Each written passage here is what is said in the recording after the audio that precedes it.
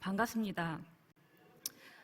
저는 1월 말일자로 30날 코로나 확진 판정을 받아서 남원의료원에 입원을 했습니다. 근데 그때 예수님께서 2번에 걸쳐서 찾아오셨어요. 그래서 그 간증을 여러분과 나누고자 합니다. 근데 그 당시에 제가 먹고 있었던 약의 수가 하루에 30알이 넘었어요. 그리고 그에 대한 부작용인지 불면증하고 변비가 너무 심한 거예요. 그래서 어떻게 해결이 안 됐어요.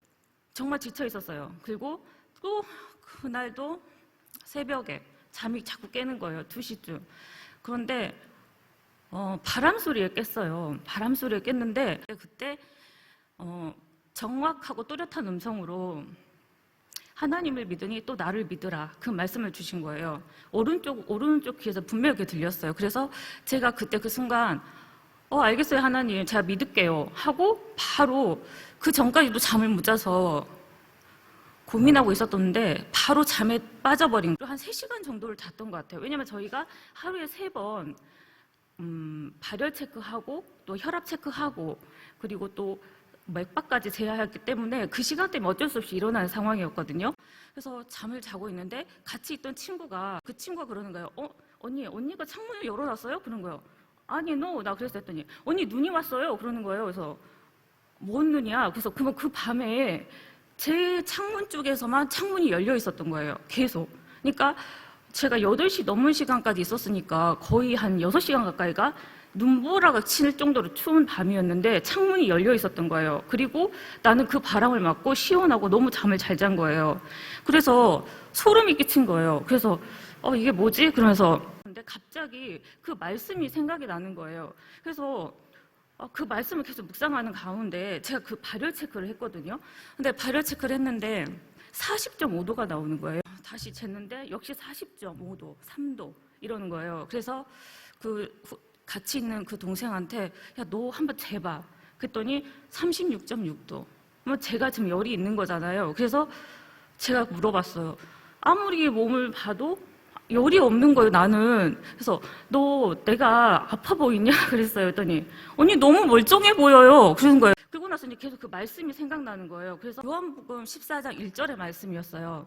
너희는 마음에 근심하지 말라. 하나님을 믿으니 또 나를 믿으라. 진짜로 너무 신기한 건 하나님이 저한테 정말 제 귀에 들려주시는 것 같았어요.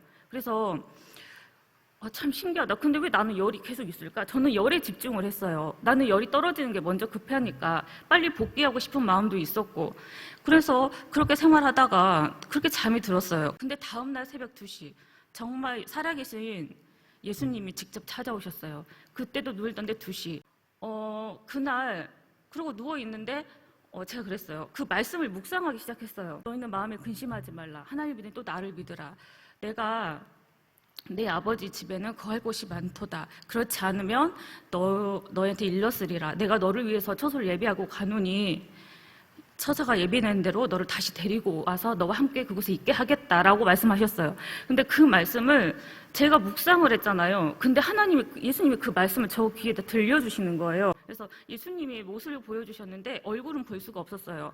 근데 옷을 입고 계셨는데 예수님의 오른손에 성경책이 들려 있었어요. 그래서 내가 2000년 전부터 십자가에서 이렇게 사랑을 하라고 외치고 있는데 아무도 거기에 관심이 없어. 정치적인 이슈, 사회적인 관념, 나는 관심 없어. 나의 모든 관심은 영혼 구원이야 라는 말씀을 해주신 거예요. 그래서 그때부터는 어떻게 할 수가 없는 거예요. 그래서 왜 하나님이 저한테 이 말씀을 하시는지도 몰랐고 그러면서 하나님이 또 그 말씀도 주셨어요. 내가 내 사랑밖에는 이 세상을 변할 게 아무것도 없어. 그거 명심하라고 말씀하셨어요. 첫 번째가 은사 부분은 내가 너를 사용할 때 필요하면 내가 그냥 주는 보너스와 같은 거야. 거기에 마음 두지 마라. 그 말씀을 해주셨어요. 그 다음에 2번째 순교 부분이었는데 이 부분은 예수님이 환상을 보여주셨어요. 남자분이 사역지로 가는 모습이었는데 굉장히 힘들고 지쳐 있었어요. 혼자 가는 그 길에 어디 외국이었던 것 같은데 많은 사람들이 이분을 환대하는 게 아니고 아주 힘들게 외롭게 사역을 하고 계셨어요. 예수님 그 말씀을 주시더라고요. 그 많은 사람들 힘들게 하는 그곳에서 그분이 오른쪽 무릎을 세고 왼쪽 무릎을 꿇고 그곳에서 기도하기 시작을 했어요. 그리고 기도하는 그분의 마음을 하나님이 알게 해주셨어요. 뭐였냐면 그분은 흔들림이 없었어요. 마음에 엄청나게 고요함이 있었고 흔들리지 않는 고요함이 있었는데 너무너무 그게 부러운 거예요. 어떻게 저렇게 신앙생활을 할 수 있지? 그리고 그곳에서 기도하고 계셨어요.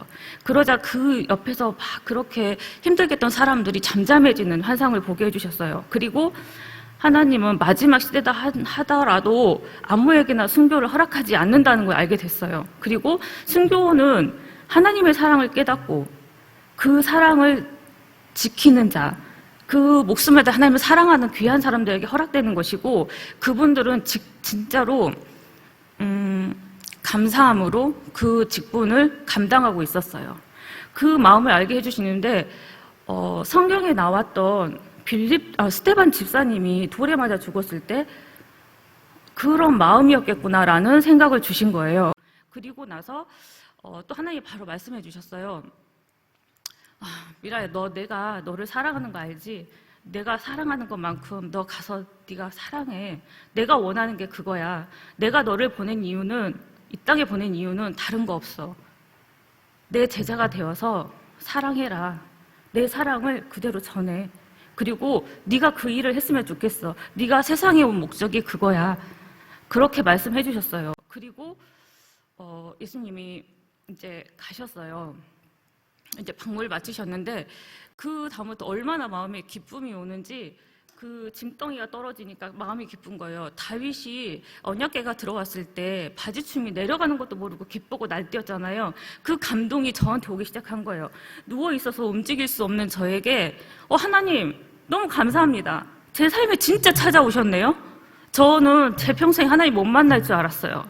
제가 성령 체험도 했고 뭣도 했고 다 했어요. 그런데 이 공고함이 있었어요. 이 부족한 2%가 뭔지를 몰랐어요. 근데 오늘 내가 하나님을 진짜 만났습니다라고 제가 고백을 했어요. 그냥 눈물도 나지만 사실은 하나님한테 제일 죄송했어요. 예수님이 십자가에서 그렇게 외치는데 제발 그렇게 하지 마. 세상은 너희들이 그렇게 해서 변하는 게 아니라 내 사랑을 받은 사람이 그 상을 전해야 돼. 그래야 네 세상이 변해. 그리고 네가 그렇게 살 때 네가 행복해지고 네가 잘 되는 길이야 라고 예수님께 분명히 말씀해 주셨어요. 네, 그 다음부터 어떤 기적이 일어나기 시작하냐면 마치 제 생각을 알고 계신 것 같아요. 나 귤이 너무 5개가 먹고 싶다. 근데 이걸 살 수가 없는 거예요. 왜냐면 여기서는 우리는 환자기 때문에 누가 넣어주지 않으면 그걸 살 수가 없는 거예요. 그리고 그날 저녁에 정말 귤 한 박스가 온 거예요. 그리고 여러 가지 먹을 것들이 온 거예요. 그 중에 정말 신기한 간호사가 저한테 귤 5개를 주는 거예요. 그러고 나서 그런 일들이 계속 생기는 거예요. 그리고 내가 뭘 하고 싶다고 하면 하나님 주시는데 근데 제가 퇴원하기 마지막 날 담당 주치의 선생님이 CT 한번 찍어보자. 그래서 병원에서 CT 찍고 결과를 기다리는데 너무 폐가 깨끗해요 라는 거예요. 그래서 그게 무슨 말이에요? 그래서 했더니 제가 폐가 안 좋았나요? 라고 했어요. 했더니 그 친구가 하는 말이 폐가 하였어요. 물어봤더니 선생님이 너무너무 밝은 목소리로 지금까지 한 번도 그런 말이 없었는데 너무너무 밝은 목소리로 진짜 깨끗해요. 이제 흔적만 남았어요. 라고 진짜 잘 됐다고 하면서 자기 일처럼 기뻐해 주는 거예요. 바로 이제 퇴원하는데 너무너무 감사했어요. 그리고 제가 일주일 정도 더 자가격리하고 직장에 이제 복직을 해야 되는데 뭔가는 저로서는 확실함을 주고 싶었어요. 왜냐하면 저로 인해서 47명의 자가격리가 있었는데 단 한 명도 양성자가 나온 자가 없었어요. 그래서 그 은혜로 제가 보답을 하고 싶었어요. 근데 병원에서는 지금 검사를 하면 양성 반응이 나올 거예요. 왜냐하면 죽은 그 세포 찌꺼기가 있기 때문에 나올 거예요. 그렇지만 아주 정상에 가까웠기 때문에 자가격리에서는 해지가 되고 일상생활을 복귀해도 됩니다라고 한 거예요. 근데 그 순간에 머릿속이 하얘지는 거예요. 우리 회사에서는 그걸 원하지 않고 음성 판정 나온 그걸 원할 텐데 어떻게 할까? 보건소로도 통화가 끝나고 났는데 바로 회사에서 전화가 온 거예요. 복직을 하라고. 그래서 제가 이런 상황이고 설명하고 격리해제 통지서까지 보냈어요. 그리고 우리 회사 직원들이 다 오케이, 너무 고생했다 그러면서 다시 복직을 할 수 있게 됐거든요. 근데 문제는 복직하고 나서의 삶이었어요. 저는 이렇게 했기 때문에 조금은 제 삶이 편해질 줄 알았어요. 돌아온 현실은 3개월이 지나니까 탈모가 오기 시작을 했어요. 근데 일부는 뭐 그 코로나의 부작용이다라고 말을 하는 사람도 있었고, 또 돌아온 현실은 일이 점점 많아지는 거예요. 근데 제 몸은 점점 회복 단계에 있었을 뿐이지 제가 완치가 되어서 나온 건 아니었거든요. 그래서 해냈어요. 해냈는데 점점 그런 일들을 하면서 제 몸이 회복되기 시작했어요. 그래서 하나님의 방법은 아하, 이렇게 힘든 일을 하면서도 나를 회복시키고 여러 가지 방법이구나. 그리고 점점점 일은 많아지지만 점점점 제가 덕에 적응이 되어가고 있었고, 거기서 적응할 수가 있었어요. 그런데 그 와중에도 굉장히 심적으로 외로운 것 같아요. 외롭더라고요. 그 시간을 구체적으로 말할 수는 없지만 사람에 관한 굉장한 신뢰감이 좀 떨어지는 일들이 있었고 실망하는 일들이 생기기 시작한 거예요. 그때 하나님이 조용하게 제 마음으로 음성을 주셨는데, 그래서 내가 너를 보냈어. 네가 그곳에서 신뢰할 수 있는 사람이 돼. 믿을 수 있는 사람이 돼. 그게 바로 그곳에서 예배하는 삶이고 네가 그렇게 말하는 선교지다라고 말씀을 해주셨어요. 그래서 그러면 하나님, 제가 사랑을 해야 되는데 어떻게 섬기기를 원하세요? 라고 물어봤어요. 그랬더니 너 알고 있잖아. 정직과 진실함으로 해. 그러면 너를 신뢰할 수 있는 사람이 되고 그러면 돼. 그럼 하나님, 좀 더 구체적으로 정직하고 신뢰 할게요. 근데 조금 더 하나님, 제가 저 사람들 어떻게 이해를 해야 될까요? 많은 사람들 상대하다 보니까 스트레스가 굉장히 많은데 어떻게 해야 될까요? 배려해. 사랑은 다른 게 아니야. 배려라고 말씀해 주셨어요. 알겠습니다, 하나님. 제가 그러면 그 말에 순종할게요. 지금요, 지금 상황은 사실 제가 코로나로 입원했을 전보다 훨씬 나빠요. 제 개인적으로 일이 점점 많고요. 그렇지만 제 몸은 거의 100%의 회복이 되어가고 있었고, 또 가정적으로도 제 개인적으로도 굉장히 힘든 상황에 있어요. 근데 그럼에도 불구하고 저는 지금이 가장 행복하고 가장 평안합니다. 이런 상황에서도 하나님 절대 흔들리지 않도록 도와주셨고, 그 답답했던 종의 멍에를 매지 말고 이제 사랑으로 섬기라는 그때 주셨던 그 말씀처럼 진짜 예수님께서 사랑으로 섬길 수 있도록 저한테 은혜를 내려주신 것 같아요. 그래서 제가 지금도 자신 있게 와서 예배 이렇게 간증할 수 있는 거는 저는 하나님을 믿기로 선택을 했거든요. 그리고 너 나만 따라와. 그리고 그곳에서 네 소리 내지 마. 그 말씀 해주셨어요. 네 소리 내지 말고 그냥 네가 주어진 일에 최선을 다해. 내가 원하는 건 그거야. 네가 그랬을 때 네가 어느 자리에 있든 내가 원하는 모습이고 그 모습이 예배하는 삶이다라고 말씀해 주셨어요.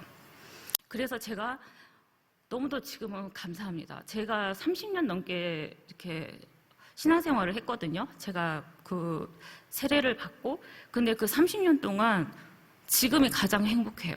현실적으로는 답답함이 있고 외롭고 그렇지만 가장 행복하고 하나님께 너무너무 감사합니다. 하나님은 정말로 살아계시고요. 지금 우리 옆에 계셔서 우리를 너무 만나고 싶어 하세요. 너무 가까이 계시거든요. 근데 우리가 그걸 잘 못 보고 있는 것 같아요. 그걸 잊지 마시고 하나님 꼭 붙드셨으면 합니다. 지금 코로나 시대에 많은 사람이 위로가 필요하잖아요. 그 일을 해야 될 사람들이 우리 같아요. 이제 저희한테 주셨던 그 레마의 말씀이거든요. 그 말씀으로 제가 이제 자리를 마치려고 제 간증을 마치겠습니다. 새 계명을 너희에게 주노니 서로 사랑하라. 내가 너희를 사랑하는 것 같이 너희도 서로 사랑하라. 너희가 서로 사랑하면 모든 사람이 너희가 내 제자임을 알리라. 너희는 마음에 근심하지 말라. 하나님을 믿으니 또 나를 믿으라. 내 아버지 집엔 거할 곳이 많도다. 그렇지 않으면 내가 너에게 미리 일렀으리라. 내가 처소를 예비하러 가노니 처소가 마련되면 내가 너에게로 와서 너희를 데리고 그곳에 안식하게 하리라. 그리고 나를 사랑하는 자가 계명을 지키리라. 계명을 지키는 자가 바로 사랑하는 자라고 말씀하셨어요. 그리고 그 사랑하는 자에게 하나님이 사랑을 베풀 것이고 그 사랑하는 사람에게 하나님, 예수님 자신을 나타내신다고 하셨습니다. 이것으로 제 간증을 마치겠습니다. 감사합니다. 화평방송 구독, 좋아요 부탁드립니다. 감사합니다.